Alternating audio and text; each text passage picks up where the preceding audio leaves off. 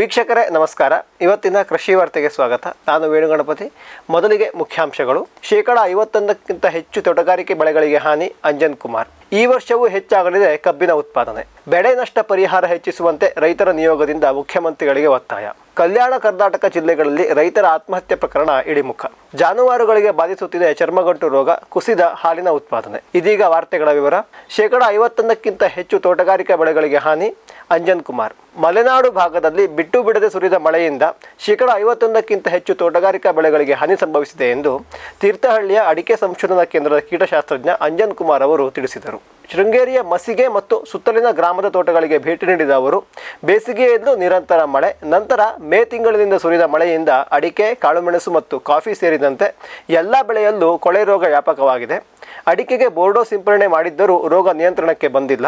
ಬಹುತೇಕ ರೈತರು ಬೆಳೆ ನಷ್ಟ ಅನುಭವಿಸುತ್ತಿದ್ದಾರೆ. ಬೆಳೆ ಹಾನಿ ಬಗ್ಗೆ ಕೃಷಿ ಮತ್ತು ತೋಟಗಾರಿಕಾ ಸಂಶೋಧನಾ ಕೇಂದ್ರದ ತಂಡದಿಂದ ಪರಿಶೀಲನೆ ನಡೆಸಲಾಗುತ್ತಿದ್ದು ವರದಿಯನ್ನು ಕೇಂದ್ರ ಸರ್ಕಾರಕ್ಕೆ ನೀಡಲಿದ್ದೇವೆ ಎಂದರು. ಆನೆಗೊಂದ ಅಡಿಕೆ ಸಂಶೋಧನಾ ಕೇಂದ್ರದ ಸಸ್ಯರೋಗ ಶಾಸ್ತ್ರಜ್ಞ ಸಂಜೀವ್ ಜಕಾತಿಮಾ ಮಾತನಾಡಿ, ಕೊಳೆ ರೋಗ ನಿಯಂತ್ರಣಕ್ಕೆ 1% ಬೋರ್ಡೋ ದ್ರಾವಣವನ್ನು ಕನಿಷ್ಠ 3 ಬಾರಿ ಸಿಂಪರಣೆ ಮಾಡಬೇಕು. ಬೋರ್ಡೋ ದ್ರಾವಣದ ರಸಸಾರ 7ರಿಂದ 8ರಷ್ಟು ಇದ್ದರೆ ಮಾತ್ರ ದ್ರಾವಣ ಪರಿಣಾಮಕಾರಿಯಾಗುತ್ತದೆ ಎಂದು ರೈತರಿಗೆ ತಿಳಿಸಿದರು. ತೋಟಗಾರಿಕಾ ಇಲಾಖೆಯ ಸಹಾಯಕ ನಿರ್ದೇಶಕ ಶ್ರೀ ಕೃಷ್ಣ ಅವರು ಮಾತನಾಡಿ, ತಾಲೂಕಿನಲ್ಲಿ ಉಂಟಾಗಿರುವ ಅತಿವೃಷ್ಟಿ ಬೆಳೆ ಹಾನಿ ಸಮೀಕ್ಷೆ ನಡೆಸುವಂತೆ ಶಿವಮೊಗ್ಗ ಸಂಶೋಧನಾ ಕೇಂದ್ರಕ್ಕೆ ಬರೆಯಲಾಗಿದ್ದು, ಅದರಂತೆ ವಿಜ್ಞಾನಿಗಳ ತಂಡ ತಾಲೂಕಿನ ಆಯ್ದ ತೋಟಗಳಿಗೆ ಭೇಟಿ ನೀಡಿ ವರದಿ ಸಲ್ಲಿಸಿದೆ. ಪರ್ಯಾಯ ಬೆಳೆಯಾದ ಕಾಫಿಗೂ ಸಾಕಷ್ಟು ಹಾನಿಯಾಗಿದೆ. ತಂಡವು ಕೂತಗೋಡು, ಬೇಗ, ನೆಮ್ಮರ್ ಗ್ರಾಮದ ರೈತರ ತೋಟಕ್ಕೆ ಭೇಟಿ ನೀಡಿದೆ. ಮೂಡಿಗೆರೆ ಕೆವಿಕೆಯಿಂದ ಇನ್ನೊಂದು ತಂಡವು ತಾಲೂಕಿನಲ್ಲಿ ಸಮೀಕ್ಷೆ ನಡೆಸಿ ವರದಿಯನ್ನು ಸಲ್ಲಿಸಲಿದೆ ಎಂದು ಹೇಳಿದರು. ಈ ವರ್ಷವೂ ಹೆಚ್ಚಾಗಲಿದೆ ಕಬ್ಬಿನ ಉತ್ಪಾದನೆ. 2025-26ರ ಮುಂಗಾರು ಹಂಗಾಮಿನಲ್ಲಿ ಕಬ್ಬಿನ ಉತ್ಪಾದನೆ ಹೆಚ್ಚಾಗುವ ನಿರೀಕ್ಷೆ ವ್ಯಕ್ತವಾಗಿದೆ. ಈ ಬಾರಿ ಭಾರತದ ಕಬ್ಬಿನ ಉತ್ಪಾದನೆ ಸುಮಾರು 487 ಮಿಲಿಯನ್ ಟನ್ ತಲುಪುವ ಸಾಧ್ಯತೆ ಇದೆ. ಕಳೆದ 5 ವರ್ಷಗಳ ಪ್ರತಿ ಎಕರೆಗೆ 34 ಟನ್ನ ಸರಾಸರಿ ಇಳುವರಿಯನ್ನು ಬಳಸಿಕೊಂಡು ಈ ಅಂಕಿಅಂಶಗಳನ್ನು ನೀಡಲಾಗಿದೆ. ಒಂದು ವೇಳೆ ಈ ನಿರೀಕ್ಷೆ ನಿಜವಾಗಿದ್ದೇ ಆದಲ್ಲಿ ಈ ಬಾರಿಯ ಉತ್ಪಾದನೆ 2024-25ರಲ್ಲಿ ದಾಖಲಾಗಿದ್ದ 450.12 ಮಿಲಿಯನ್ ಟನ್ಗಿಂತ 8% ಹೆಚ್ಚಾಗಲಿದೆ. ಪ್ರಸ್ತುತ ಕಬ್ಬಿನ ಬೆಳೆಯ ಸ್ಥಿತಿ ಉತ್ತಮವಾಗಿದ್ದು ಯಾವುದೇ ಅಪಾಯವಿಲ್ಲ. ಚಳಿಗಾಲದಲ್ಲಿ ಮಳೆ ಬಂದರೆ ಇನ್ನಷ್ಟು ಉತ್ತಮ ಇಳುವರಿಗೆ ಸಹಕಾರಿಯಾಗುತ್ತದೆ. ಜಲಾಶಯಗಳು ತುಂಬಿರುವುದರಿಂದ ನೀರಿನ ಕೊರತೆ ಇರುವುದಿಲ್ಲ ಎಂದು ಪಶ್ಚಿಮ ಭಾರತ ಸಕ್ಕರೆ ಕಾರ್ಖಾನೆಗಳ ಸಂಘಟನೆಯ ಅಧ್ಯಕ್ಷ BB ಥೊಂಬರೆ ಅವರು ಹೇಳಿದ್ದಾರೆ. ಈ ವರ್ಷ ಭಾರತದ ಸಕ್ಕರೆ ಕಣಜವೆಂದೇ ಕರೆಯಲ್ಪಡುವ ಉತ್ತರ ಪ್ರದೇಶದಲ್ಲಿ ಕಬ್ಬು ಬೆಳೆಯುವ ಕ್ಷೇತ್ರ ಕಡಿಮೆಯಾಗಿದ್ದು, ಈ ಕೊರತೆಯನ್ನು ಮಹಾರಾಷ್ಟ್ರ ಮತ್ತು ಕರ್ನಾಟಕ ರಾಜ್ಯಗಳು ನೀಗಿಸಲಿವೆ ಎಂದು ಅಂದಾಜಿಸಲಾಗಿದೆ. 2024-25ನೇ ಸಾಲಿನಲ್ಲಿ ಸಕ್ಕರೆ ಉತ್ಪಾದನೆಯು 26.1 ಮಿಲಿಯನ್ ಟನ್ನಷ್ಟಾಗಿದ್ದು, ಇದು ರಾಷ್ಟ್ರೀಯ ಸರಾಸರಿ ಬೇಡಿಕೆಗಿಂತ ಕಡಿಮೆಯಾಗಿದೆ. ಆದರೆ 2023-24ನೇ ಸಾಲಿನಲ್ಲಿ ಹೆಚ್ಚುವರಿ ದಾಸ್ತಾನಾಗಿ ಉಳಿದಿದ್ದ 8 ಮಿಲಿಯನ್ ಟನ್ ಸಕ್ಕರೆ ಈ ಕೊರತೆಯನ್ನು ನೀಗಿಸಲಿದೆ ಎಂದು ಅವರು ತಿಳಿಸಿದರು. ಬೆಳೆ ನಷ್ಟ ಪರಿಹಾರ ಹೆಚ್ಚಿಸುವಂತೆ ರೈತರ ನಿಯೋಗದಿಂದ ಮುಖ್ಯಮಂತ್ರಿಗಳಿಗೆ ಒತ್ತಾಯ. ಅತಿವೃಷ್ಟಿಯಿಂದ ಉಂಟಾಗಿರುವ ಬೆಳೆ ಹಾನಿಗೆ ಬೆಳೆ ನಷ್ಟ ಪರಿಹಾರ ಹೆಚ್ಚಿಸುವಂತೆ ರೈತ ಮುಖಂಡರ ನಿಯೋಗ ಮುಖ್ಯಮಂತ್ರಿ ಸಿದ್ದರಾಮಯ್ಯ ಅವರಿಗೆ ಮನವಿ ಸಲ್ಲಿಸಿದೆ. ರಾಜ್ಯದಾದ್ಯಂತ ಇರುವ 38,000 ಕೆರೆಗಳ ಹೂಳು ತೆಗೆಸಿ ರೈತರ ಜಮೀನಿಗೆ ನೀರು ಸರಬರಾಜು ಮಾಡಲು ಯೋಜನೆಯನ್ನು ರೂಪಿಸಿ ಅನುದಾನ ನಿಗದಿ ಮಾಡಬೇಕು. ಕಬ್ಬಿನ ಉತ್ಪಾದನಾ ವೆಚ್ಚ ಜಾಸ್ತಿಯಾಗಿದ್ದು ಸದ್ಯಕ್ಕಿರುವ FRP ದರ ಸಮಂಜಸವಾಗಿಲ್ಲ. ಕಬ್ಬಿನ FRP ದರಕ್ಕೆ ಹೆಚ್ಚುವರಿಯಾಗಿ ರಾಜ್ಯ ಸರ್ಕಾರ ಬೆಲೆ ನಿಗದಿ ಮಾಡಬೇಕು ಎಂದು ಒತ್ತಾಯಿಸಿದೆ. ರಾಜ್ಯಾದ್ಯಂತ ಅತಿವೃಷ್ಟಿಯಿಂದಾದ ಹಾನಿಗೆ ಪರಿಹಾರವನ್ನು ವೈಜ್ಞಾನಿಕವಾಗಿ ನಿರ್ಧರಿಸಬೇಕು.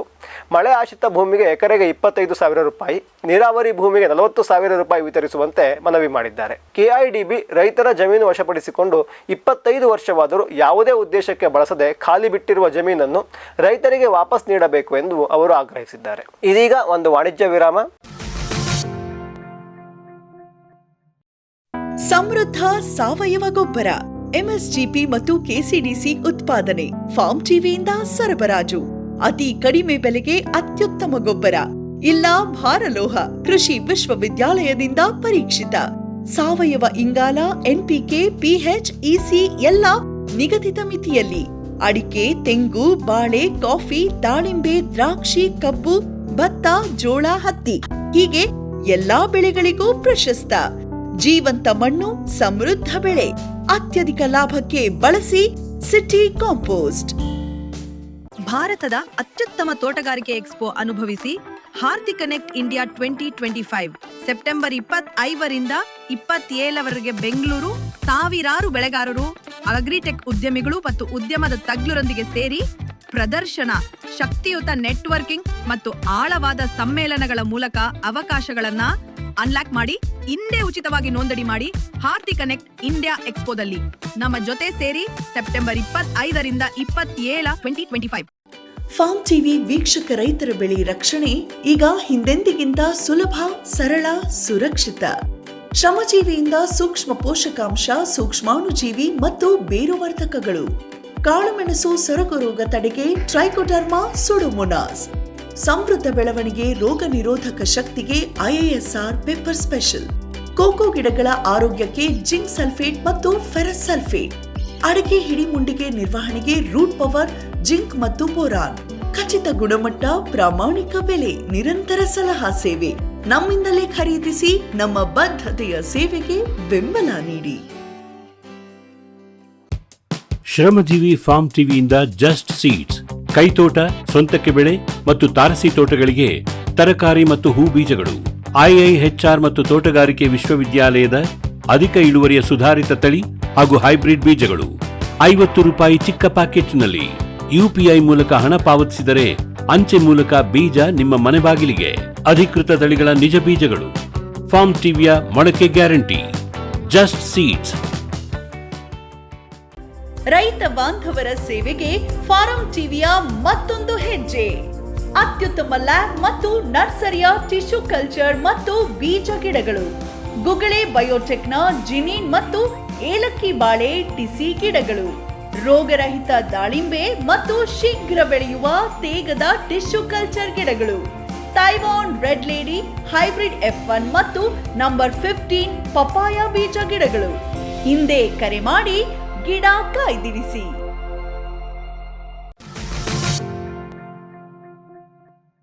ವಿರಾಮದ ನಂತರ ಕೃಷಿ ವಾರ್ತೆಗೆ ಮತ್ತೊಮ್ಮೆ ಸ್ವಾಗತ.